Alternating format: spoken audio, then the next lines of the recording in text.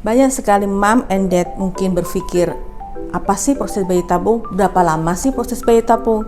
Apakah saya masih bisa beraktivitas selama saya menjalankan proses bayi tabung?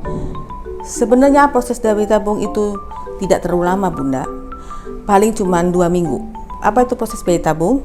Yang pertama, tentu mom and dad harus datang untuk melakukan screening.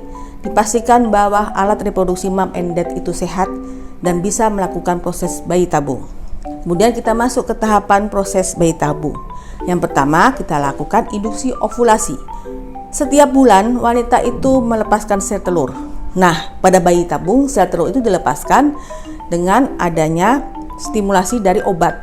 Contohnya luteinizing hormon, kemudian suntikan HCG dan suplemen progesteron. Kemudian yang kedua, setelah dilakukan induksi ovulasi, maka telur-telur kati kita petik. Kita lihat kualitas sel telur, kemudian kita campurkan dengan sperma di cawan tertentu. Kemudian proses yang ketiga adalah proses pembuahan.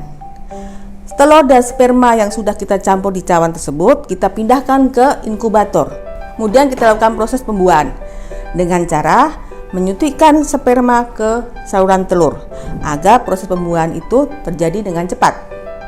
Kemudian yang keempat adalah pemilihan dari embrio.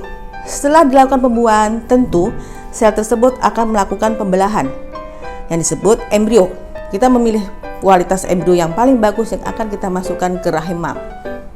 Kemudian kita tunggu hasilnya dalam 2 minggu. Kita tes beta HCG. Jika embrio itu bisa menempel pada rahim mam, maka akan terjadi kehamilan.